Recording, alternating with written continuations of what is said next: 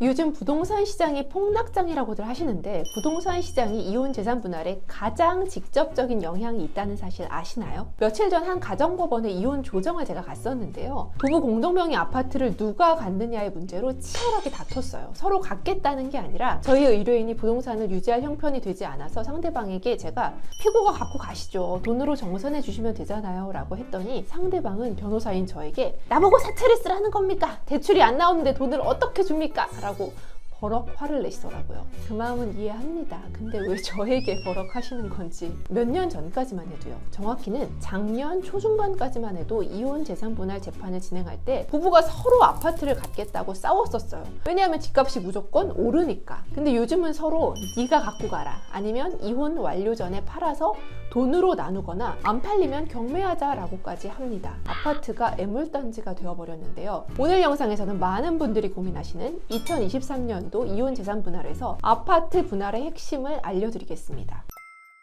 첫 번째, 아파트 시세의 기준은 잘 아시는 것처럼 국민은행 부동산 시세를 원칙으로 합니다. 국토교통부 실거래가도 기준이 되긴 하는데 국민은행 부동산 시세가 더 많이 이용되고 있고요. 그런데 국민은행 부동산 시세는 실제 시세 반영이 조금 늦게 되고 있어서 요즘처럼 시세가 떨어지고 있는 장에서는 부동산을 이제 가지고 가셔야 하는 입장, 즉 부동산 가치가 좀 낮게 평가되는 것이 중요하신 측에서는 국토교통부 실거래가를 주장하는 것이 다소 유리하겠죠.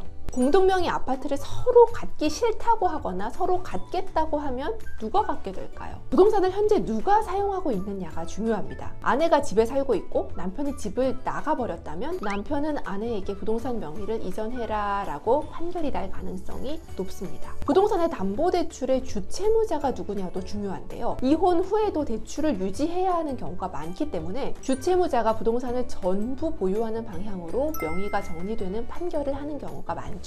아이들의 양육권을 갖는 사람이 집을 갖게 될 가능성이 조금 더 높은데요. 아이들이 안정적인 주거지에서 살게 하도록 판결하는 경향이 있습니다. 아파트를 팔아서 나누는 재산 분할도 가능할까요? 요즘처럼 아파트 시세가 폭락을 하는 경우에는 서로 네가 부동산 갖고 가서 팔아서 쓰든지 해라 하고 싶으니 참 난감한데요. 판사님이 아주 예외적인 경우에는 경매를 하라는 판결을 할 수는 있는데 일반적으로 그와 같은 경우는 한 사람이 부동산을 갖고 가고 상대에게 현금을 정산하도록 하는 판결이 내려지곤 합니다. 즉 경매 분할은 거의 이루어지지는 않는다는 거죠. 한편 조정 절차에서 많은 분들이 부동산을 팔아서 돈을 나눈다는 재산 분할을 하기도 하는데 요즘은 팔기로 한 기한을 정해도 그때까지 팔리지 않는 경우가 속출하고 있어서 곤란해하는 분들이 참 많습니다. 그런 식의 조정은 매우 신중하게 하셔야 한다고 말씀드립니다. 또 한 가지, 소송 중에 아파트가 팔리면 어떻게 되나요? 가끔 소송 중 아파트가 현금화되는 경우가 있는데요. 그런 경우는 아파트 판 돈과 각종 세금,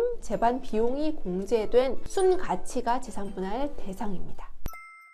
부동산 시세가 오르던 때가 있었고 내리는 시절이 있는데 그것이 우리의 이혼 사건에 미치는 영향과 특히 아파트 재산 분할이 어떤 기준으로 이루어지는지 등을 알려드려 보았습니다. 내가 아파트를 갖고 싶은지 좀 떠넘기고 싶은지 여러 가지 입장이 있으실 텐데요. 제가 드린 이야기를 각자의 입장에 맞게 잘 적용해서 이혼 재산 분할을 잘 하셨으면 좋겠습니다. 궁금한 점들은 댓글 남겨주시면 같이 고민해 보겠습니다. 끝까지 시청해 주셔서 감사합니다.